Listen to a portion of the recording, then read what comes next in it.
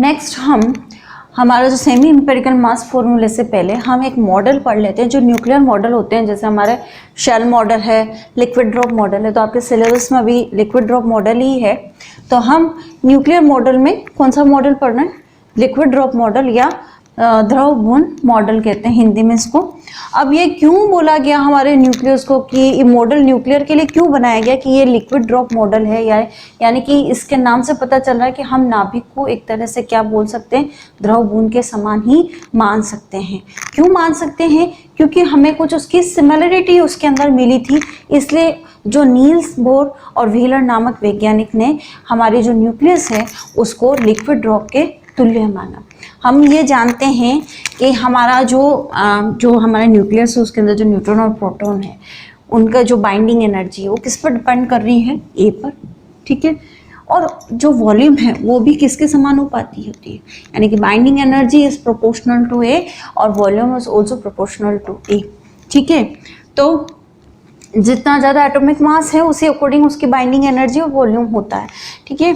तो हमने इसी से रिलेटेड हमने ये माना है कि हमारा जो नाभिक होता है उसका जो हाईली डेंस है, यानी कि वो अत्यधिक घनत्व वाला है, वो हमने निकाला भी है कि उसकी घनत्व कितना है 10⁻18 कोटि का, यानी कि वो कितना कंप्रेसिबल होगा, कितना असंपीड्य होगा, यानी कि कितना डेंस है, यानी कि 10⁻18।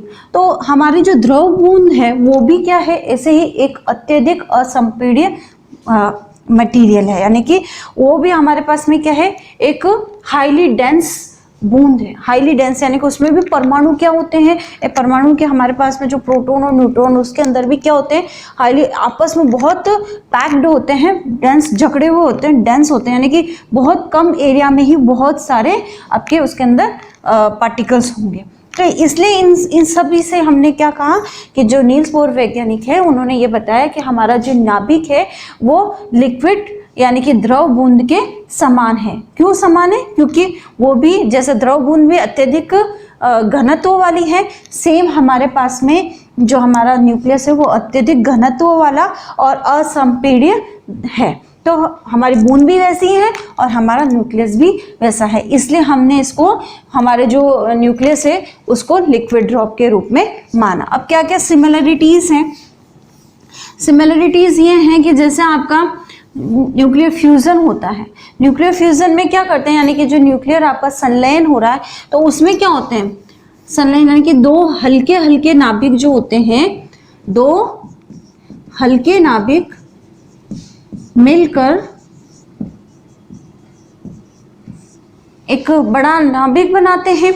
दो हल्के नाभिक मिलकर क्या बनेंगे, एक हैवी न्यूक्लियस बनता है।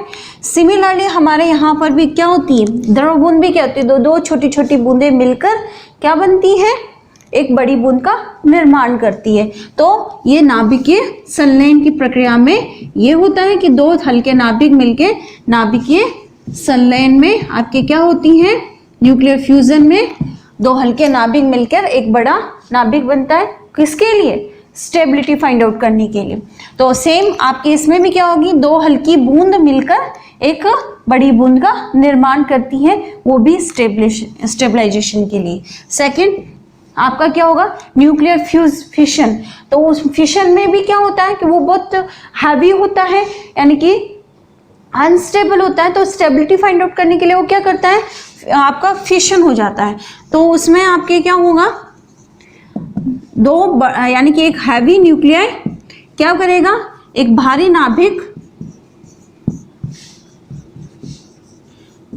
दो हल्के नाभिक में टूट जाता है, स्प्लिट हो जाता है और स्थायित्व को प्राप्त करता है। तो सेम इसमें भी है, हमारे लिक्विड ड्रॉप में भी यही होता है कि अगर कोई बड़ी बूंद होती है तो वो क्या करती है, दो बूंद में स्प्लिट होके स्थायित्व को प्राप्त करती है। थर्ड, जब हमारा रेडियो एक्टिव मटीरियल्स हैं तो जब वो डीके होते हैं तो जैसे कौन कौन से पार्टिकल निकलते हैं, alpha particle, beta particle, gamma particle, ये हमारे क्या होते हैं, उससे निकलते हैं, इमिट होते हैं। तो सेम सिचुएशन लिक्विड ड्रॉप में भी होती है कि जैसे ही हम आपके लिक्विड ड्रॉप यानी कि पानी को गर्म करते हैं, ड्रॉप्स को गर्म करते हैं, तो वो क्या होते हैं, वो भाप बन के बाहर निकलती हैं।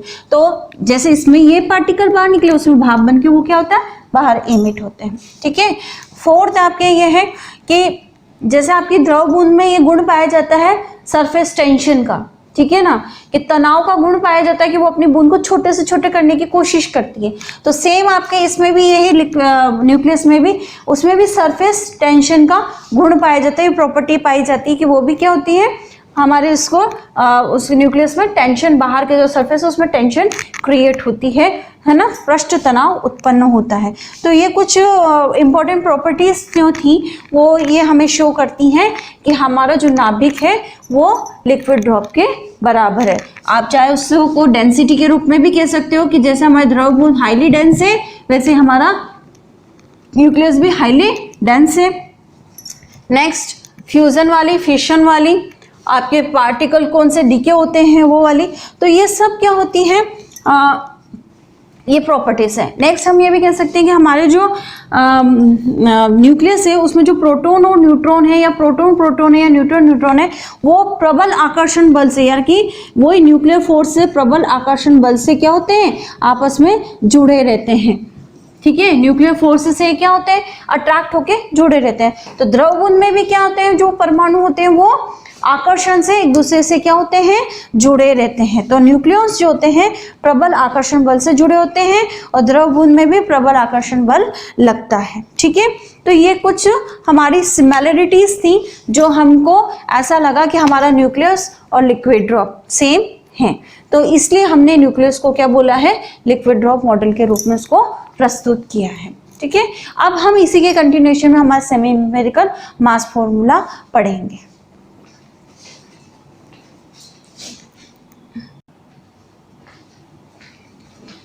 अब हम नेक्स्ट पढ़ेंगे, इंपॉर्टेंट टॉपिक है सामी आनुभाविक द्रव्यमान सूत्र, और इंग्लिश में बोलते हैं इसको सेमी एम्पिरिकल मास फॉर्मूला।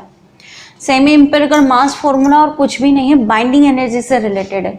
हम ये जानते हैं कि हमारे जो न्यूक्लियस है उसमें प्रोटॉन और न्यूट्रॉन यानी कि न्यूक्लियॉन्स रहते हैं, और हमने कल मास डिफेक्ट भी पढ़ा था, द्रव्यमान क्षति, कि जो हमारा नाभिक है और जो नाभिक जिससे बना है उन दोनों के मास में डिफरेंस होता है, यानी कि प्रोटॉन और न्यूट्रॉन का मास ग्रेटर देन होता है न्यूक्लियस के मास से, या हम ये कह सकते हैं कि जो नाभिक है उसका मास हमारे न्यूक्लियनों से कम होता है। तो इस रूप में हमारी क्या होती है द्रव्यमान की क्षति होती है, और मैंने आपको बताया बंधन ऊर्जा और कुछ भी नहीं है, द्रव्यमान क्षति के रूप में हम उसको मानते हैं। ठीक है, तो बेथे और विग्नर नामक जो साइंटिस्ट था उसने बंधन ऊर्जा को कुछ जो हमारी दूसरी जो एनर्जीज है उससे रिलेटेड बताया कि बंधन ऊर्जा किस किस पर डिपेंड करती है। तो हमारी जो बंधन ऊर्जा है हम उसको किस रूप में लिख सकते हैं, तो बंधन ऊर्जा को हम द्रव्यमान क्षति के रूप में ही लिखेंगे। तो हमारी EB बाइंडिंग एनर्जी किसके बराबर होती है डेल्टा M, यानी कल मैंने कैपिटल M लिखा था mc²। ओके, अब हम क्या करेंगे, हम इसका मान पुट कर देंगे। EB इज इक्वल टू हमारे पास में डेल्टा M का मान क्या था हमारे पास में, कल हमने लिखा था इसको, तो क्या था हमारे पास में ZMP plus A minus of ZMN minus of हमारे किसका मास ऑफ द न्यूक्लियस का, और इसको अगर मैं ऐसे लिख देती हूँ mass of the nucleus A और Z के फॉर्म में, तो ये आपका क्या हो गया EC²।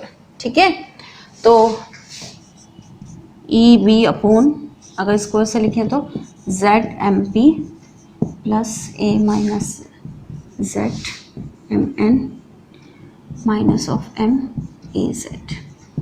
तो ये किस फॉर्म में, बाइंडिंग एनर्जी के फॉर्म में है। तो MAZ क्या आ जाएगा हमारे पास में, MAZ is equal to ZMP plus A minus of ZMN और माइनस ऑफ EB²। ठीक है, अब हमारे पास में हम अगर इसको एटॉमिक मास यूनिट में हम इसको लिखें तो हमारा atomic in AMU atomic mass unit में MAZ is equal to ZMP plus A minus of ZMN minus of EB। ठीक है, तो ये आपकी इक्वेशन नंबर 1 हो गया। अब हम इस EB का मान निकालेंगे कि ये EB हमारी जो है वो किस किस पर डिपेंड करती है। तो ये EB हमारी डिपेंड करती है किस पे? वॉल्यूम एनर्जी पे, सरफेस एनर्जी पे, पृष्ठ ऊर्जा पे, आयतन ऊर्जा पे, ये आपका पृष्ठ ऊर्जा, कूलम एनर्जी, इलेक्ट्रोस्टैटिक एनर्जी पे, आपका सिमेट्रिकल फॉर्म में सममितता पे और सममितता एनर्जी पे, और एक आपकी है पैरिंग एनर्जी पे, युग्मन ऊर्जा पर डिपेंड करती है। ठीक है, तो हमारे पास में क्या हो गया, जो हमारी बाइंडिंग एनर्जी है वो EB, ES, EC, ES और EP, यहाँ पर क्या क्या हो जाएंगे आपकी? This is volume energy, surface energy, coulomb energy, आपका symmetrical energy and pairing energy. ठीक है, आयतन ऊर्जा, पृष्ठ ऊर्जा, कूलम ऊर्जा, सममित ऊर्जा और पैरिंग वाली युग्मन ऊर्जा। ठीक है, एसिमेट्रिकल वाली। अब हम इसका क्या सबका अपना अपना मान निकालेंगे कि हमारी वॉल्यूम एनर्जी किस पर डिपेंड कर रही है। हमने बताया था हमारी जो वॉल्यूम एनर्जी वो किस पर डिपेंड करती है? द्रव्यमान पर डिपेंड करती है, यानी कि हमारा वॉल्यूम किस पर है? एटॉमिक मास पर डिपेंड करता है। तो EV यानी कि हम ये मान लेंगे कि जो हमारी आयतन ऊर्जा है EV is proportional to A। तो हम क्या करेंगे, इन सब का मान निकाल के हमें वापस इसमें पुट कर देंगे, तो हमारे पास में बाइंडिंग एनर्जी के फॉर्म में सेमी एम्पिरिकल मास फॉर्मूला निकल के आ जाएगा। तो सबसे पहले हम क्या निकालेंगे? वॉल्यूम एनर्जी,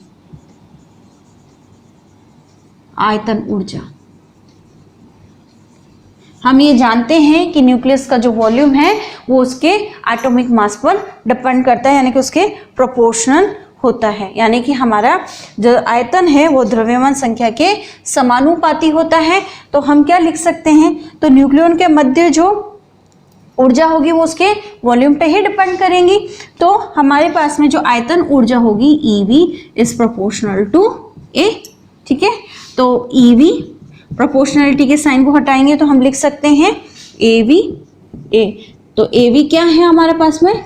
एक प्रोपोर्शनलिटी समानुपाती नियतांक है। ठीक है, तो ये आपका क्या आ गया? फर्स्ट EV का मान क्या आ गया? EV is equal to AVA। ठीक है, सेकेंड आपकी है पृष्ठ ऊर्जा, सरफेस एनर्जी।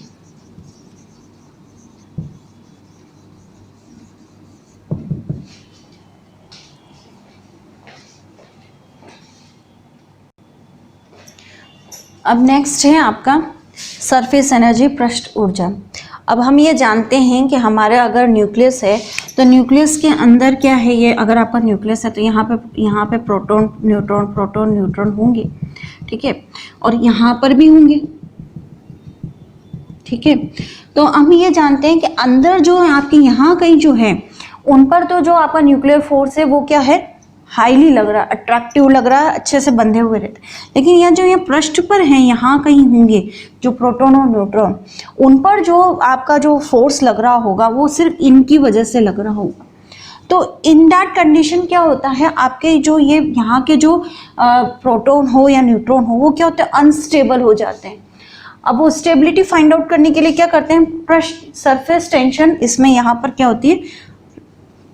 प्रोड्यूस होने लगे, यानी कि ये क्या होता है? पृष्ठ तनाव वहां पर उत्पन्न होने लग जाता है जब आपका यहाँ पर जो प्रोटॉन और न्यूट्रॉन स्थायी नहीं होते हैं, स्टेबल नहीं होते। स्टेबल नहीं होंगे तो न्यूक्लियस क्या हो गया? वो भी अनस्टेबल हो जाएगा। तो स्टेबिलिटी फाइंड आउट करने के लिए वो पृष्ठ तनाव क्या होता है, उसके अंदर सरफेस टेंशन क्या होता है? प्रोड्यूस होने लग जाता है। और जैसे सरफेस टेंशन प्रोड्यूस होने लगेगा तो यहाँ की एनर्जी क्या होगी? डिक्रीज होने लग जाएगी। ठीक है, तो वो डिक्रीज जो एनर्जी हो रही है वही उसको हम क्या बोलते हैं? सरफेस एनर्जी बोलते हैं। और एक तरह से दूसरे शब्दों में ये भी कह सकते हैं कि पृष्ठ पर उपस्थित जो भी आपके न्यूक्लियॉन्स हैं उनमें उपस्थित जो एडिशनल आपकी जो एनर्जी है उसी को हम क्या बोलते हैं? सरफेस एनर्जी बोलते हैं। और ये सरफेस एनर्जी आपकी सरफेस के ही बराबर होगी अगर स्फेरिकल शेप है, और वो क्या होती है? ES इज इक्वल टू हो जाएगा आपका प्रोपोर्शनल किसके हो जाएगा? -4πr²। ठीक है, माइनस क्यों है? क्योंकि हमारी एनर्जी क्या हो रही है? स्टेबिलिटी फाइंड आउट करने में पृष्ठ तनाव होता है तो उसमें क्या हो रही है? हमारी एनर्जी डिक्रीज हो रही है, उस वजह से यहाँ पे माइनस लिया है हमने। अब ES, ठीक है, -4πr का मान मैंने आपको कल ही बता दिया। त्रिज्या का मान क्या होता है हमारे पास में? R0a⁴ 3 के बराबर होता है। ठीक है, तो हमारे पास में अब क्या हो जाएगा, E S proportion minus of 4 by R naught A की पावर 1/3। ठीक है, ओ 4 बाई आर स्क्वायर, तो ये ए स्क्वायर, ये 2/3 हो गया। अब इसको हम क्या बने, एक कॉन्स्टेंट मान लेंगे। ठीक है, और प्रोपोर्शनलिटी के साइन को, तो क्या हो जाएगा हमारे पास में, प्रोपोर्शनलिटी के साइन को हटाए तो माइनस ऑफ ए एस ए की पावर 2/3 हो गया, जहाँ पर ए एस क्या हो जाएगा हमारे पास में, ये वाली पूरी चीज। ठीक है, तो इस ए एस का मान जो होता है वो लमसम होता है 13 मेगा इलेक्ट्रॉन वोल्ट के बराबर होता है। तो हमारे पास में ई एस का मान भी आ गया और ई वी का मान भी आ गया। ये आप लोगों को पता ही है कि जो हमारा वॉल्यूम एनर्जी वो आपके किसके बराबर होगी, आपके एटॉमिक मास के बराबर होती है। तो सरफेस एनर्जी ये आ गई आपके पास में, हमारे पास में 2 मान आ गए। अब हम क्या करेंगे, कूलम्ब एनर्जी को फाइंड आउट करेंगे। ठीक है, तो कूलम्ब एनर्जी जो है वो क्या होंगी आपकी फोर्स के रूप में, तो हम उसको निकालेंगे। थर्ड है आपकी कूलम्ब ऊर्जा। ठीक है, कूलम्ब एनर्जी, कूलम्ब ऊर्जा। तो ये कूलम्ब ऊर्जा क्या है, हमारे पास में नाभिक में क्या होते हैं, प्रोटॉन और न्यूट्रॉन। न्यूट्रॉन तो क्या आपका न्यूट्रल पार्टिकल है, तो प्रोटॉनों के बीच में क्या होती हैं, जैसे ही उनकी डिस्टेंस अगर कम होगी, कल बताई थी आपको डिस्टेंस क्या हो, 0.5 फेम्टोमीटर हो, तब क्या होगा, उनके बीच में कूलम्ब प्रतिकर्षण बल प्रोड्यूस होने लग जाएगा। और वो कूलम्ब प्रतिकर्षण बल ही क्या करता है, हमारी कूलम्ब ऊर्जा को कम करने का काम करता है। तो अगर हमारे पास में जैसे प्रोटॉनों की संख्या Z हो और उन पर आवेश E हो, ठीक है, तो कितना हो गया हमारे पास में, नाभिक में कुल आवेश हो गया, कुल परमाणु क्रमांक यानी कि कुल आवेश कितना हो गया, Ze। ठीक है, तो कूलम्ब ऊर्जा किसके बराबर हो जाएगी, कूलम्ब ऊर्जा यानी कि EC किसके बराबर होगी, हमारे प्रोपोर्शनल होगी किसके, KQ1 Q2 अपन R होता है आपके पास में, तो KQ1 क्या हो जाएगा, अगर ZE है और दूसरे वाले का क्या हो जाएगा, Z-1 E के बराबर, और यहाँ हम क्या रखेंगे, R रख देंगे। तो EC proportional minus K ZE Z-1 E, और R की जगह हम क्या रख देंगे, हमारे पास में वैल्यू पता ही है हमें, R नोट A 1/3। ठीक है, तो हम इसको अगर प्रोपोर्शनलिटी के साइन को हटाएंगे तो माइनस ऑफ AC। ठीक है, अब इसको हम अगर Z मान लें तो क्या हो जाएगा आपका, ZE तो कैंसिल, तो KZ आपके आ जाएगा Z-1 और A 1/3 आ गया आपके पास में। ठीक है, तो ये हमारे पास में किसका मान आ गया, कूलम्ब का मान हो गया। और AC का मान जो होता है यानी कि हमारी प्रोपोर्शनलिटी का मान हमने लिख लिया 0.955 मेगा इलेक्ट्रॉन वोल्ट के रूप में इसकी प्रोपोर्शनलिटी का मान है। ठीक है, तो ये आपकी क्या आ गई, EC का मान आ गया। अब हम क्या निकालेंगे, हम निकालेंगे पेयरिंग एनर्जी और हमारी एसिमेट्रिकल एनर्जी को हम इसमें फाइंड आउट करेंगे। 4th नंबर की हमारी ये जाएगी असममित ऊर्जा।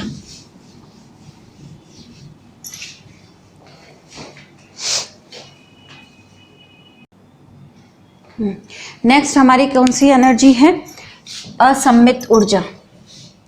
4th नंबर की है असममित ऊर्जा, एसिमेट्रिकल एनर्जी। ठीक है, अब असिमेट्रिकल एनर्जी क्या होती है, हम जानते हैं कि नाभिक में अगर प्रोटॉन और न्यूट्रॉन है और प्रोटॉन और न्यूट्रॉन की संख्या अगर सम है यानी कि बराबर होती है, तो उसका रेशियो क्या हो जाएगा, जैसे हमारे पास में 1 आ जाएगा, यानी कि n-n/z इसका मान अगर 1 होता है, तब हम ये कह सकते हैं कि हमारा जो न्यूक्लियस है वो बहुत ज़्यादा स्थायी है। लेकिन अगर हमारे पास में प्रोटॉन और न्यूट्रॉन की संख्या अगर इसका रेशियो अगर 1 नहीं आता है, तो फिर क्या होता है, हमारे पास में वो जो हमारे न्यूक्लियस है वो अस्थायी नहीं रहता। इस अस्थायित्व की वजह से ही हमारे जो ऊर्जा जनरेट होती है उसको हम क्या बोलते हैं, असममित ऊर्जा, कि हमारे प्रोटॉन और न्यूट्रॉन की संख्या एक समान न हो, तो उसकी वजह से जो ऊर्जा उनमें एडिशनल स्टोर होती है, उस तरह की एनर्जी को हम बोलते हैं असममित ऊर्जा। और वो जो असममित ऊर्जा होती है वो हमारे किसके प्रोपोर्शन होती है, n-z के वर्ग के और अपॉन व्युत्क्रमानुपाती किसके होती है हमारे पास में, ए के एटॉमिक मास के व्युत्क्रमानुपाती होती है और n माइनस जेड के स्क्वायर के प्रोपोर्शनल होती है। तो हमारी जो असममित ऊर्जा है, जो ई ए है या ई एस से मैंने इसको शो किया था, वो प्रोपोर्शनल के माइनस, क्योंकि असममितता है तो उसमें एनर्जी क्या होती है, सममितता लाने के लिए, या असममित है तो हमारी एनर्जी क्या हो रही है, रिड्यूस हो रही है। तो किसके बराबर है, n माइनस जेड के होल स्क्वायर के, और ए के इन्वर्सली प्रोपोर्शनल है। अब हम क्या करेंगे, E S is equal to क्या हो जाएगा, माइनस एन। एन की जगह हम क्या लिख सकते हैं, क्या लिख सकते हैं हम n की जगह, a माइनस ऑफ z का होल स्क्वायर अपॉन a के रूप में लिखेंगे। z से z आपका क्या हो गया, कैंसिल आउट हो गया। तो क्या बचा हमारे पास में, E S is equal to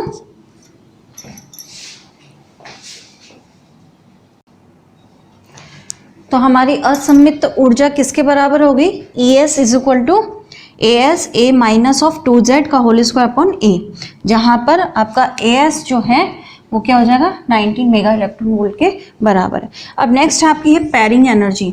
pairing energy और कुछ भी नहीं है, प्रोटॉन और न्यूट्रॉनों की संख्या से ही रिलेटेड है। ठीक है, जब आपका वही है कि जब आपकी दोनों की संख्या समान होती है तो हमारा न्यूक्लियस ज़्यादा स्थायी होता है, और जब समान नहीं होती तो क्या होते हैं, वो अस्थायी नाभिक कहलाता है। तो इसी से रिलेटेड हमारी जो पैरिंग एनर्जी है, इसको ही हम युग्मन एनर्जी बोलते हैं।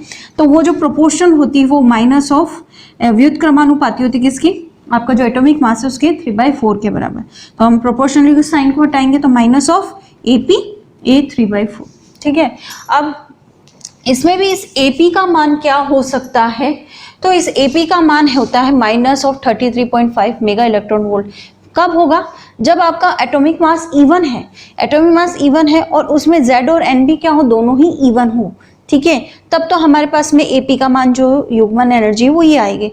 और यदि आपका A का मान वापस आपका है तो even, but Z and N both are odd हो, देन आपकी जो ये AP का मान है वो पॉजिटिव क्वांटिटी आएगी। अब हमारे सारी एनर्जीज आ गई।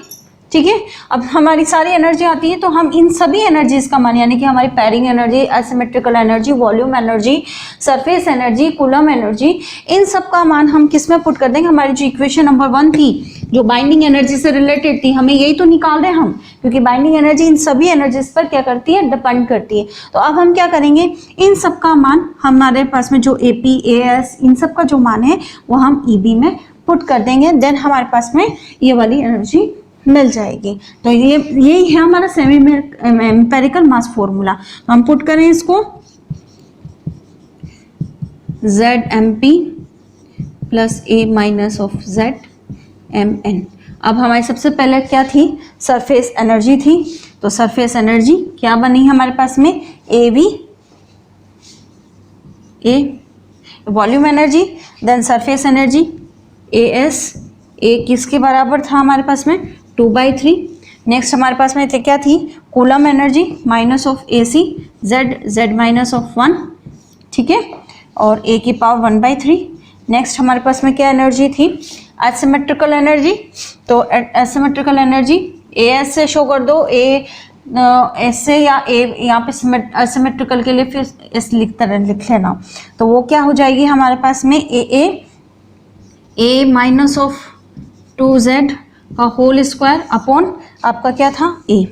फिर हम किसका मान पुट कर देंगे, यहाँ पर ये ना माइनस ऑफ AP A 3/4। ठीक है, तो ये आपका क्या हो गया, यही आपका क्या है, सेमी एम्पिरिकल मास फॉर्मूला है। Thank you.